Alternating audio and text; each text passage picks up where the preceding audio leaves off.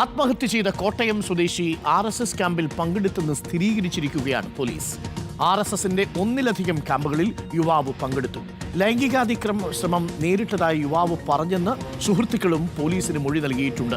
ചികിത്സിച്ചിരുന്ന 2 ഡോക്ടർമാരുടെയും കുടുംബാംഗങ്ങളുടെയും മൊഴിയും പോലീസ് രേഖപ്പെടുത്തി. അതിനിടെ മരണത്തിൽ നടപടി ആവശ്യപ്പെട്ട് പ്രതിഷേധം ശക്തമാക്കുകയാണ് ഡിവൈഎഫ്ഐയും യൂത്ത് കോൺഗ്രസും.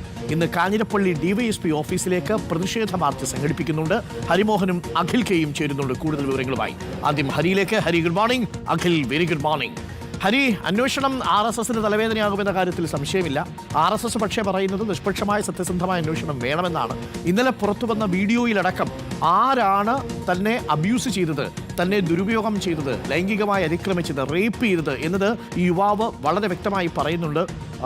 NM ആരാണ് എന്നുള്ളതിനെക്കുറിച്ചുള്ള സൂചനയും നൽകിയിട്ടുണ്ട്. അപ്പോൾ പോലീസ് പ്രതിയുടെ തൊട്ടടുത്തെത്തിയോ, ഇനിയിപ്പോൾ അറസ്റ്റ് ചെയ്യുന്ന നടപടികളിലേക്ക് കടന്നാൽ മതിയോ? ഇതുവരെയുള്ള അന്വേഷണം ഏതു ഘട്ടത്തിലാണ് ഹരി? Good morning Arun. തീർച്ചയായിട്ടും RSSന് തലവേദനയാകുമെന്നുള്ള കാര്യത്തിൽ സംശയമില്ല. പ്രത്യേകിച്ച് ഈ അന്വേഷണത്തിന്റെ തുടക്കം മുതൽക്ക് തന്നെ ഈ NM ആരാണ് എന്നുള്ള കാര്യത്തിൽ കൃത്യമായി പോലീസിന് ധാരണയുണ്ടായിരുന്നു.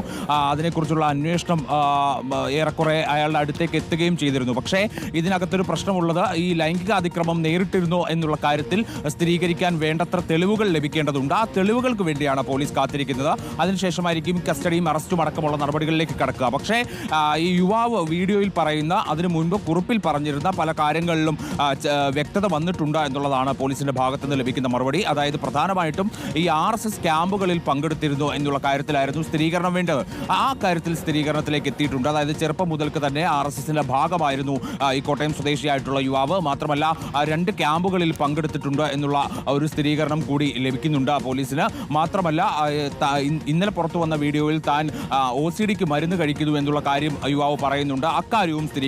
അതായത് കോട്ടയത്തുള്ള ഒരു ഡോക്ടറുടെയും എറണാകുളത്തുള്ള ഒരു ഡോക്ടറുടെയും മൊഴി രേഖപ്പെടുത്തിയിട്ടുണ്ട്. ആ മൊഴികളിൽ പറയുന്ന കാര്യങ്ങൾ തനിക്ക് ഇത്തരത്തിലുള്ള അനുഭവം നേരിട്ടിരുന്നു എന്നുള്ള കാര്യം പല ഘട്ടങ്ങളിലായി തങ്ങളോട് പറഞ്ഞതായി ഡോക്ടർമാർ മൊഴി നൽകിയിട്ടുണ്ട്.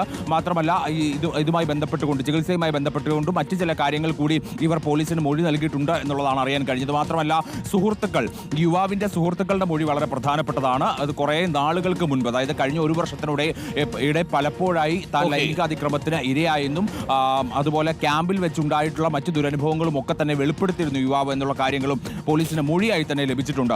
ഇനിയിപ്പോൾ വേണ്ടത് ഇവർ തമ്മിലുള്ള, അല്ലെങ്കിൽ ഇയാളുടെ ഭാഗത്ത് നിന്ന് ലൈംഗികാതിക്രമം ഉണ്ടായി എന്ന് ഉറപ്പിക്കാവുന്ന തരത്തിലുള്ള ചില തെളിവുകൾ കൂടിയാണ്. അതിനുള്ള നീക്കത്തിലാണ് പോലീസ് ഇപ്പോൾ.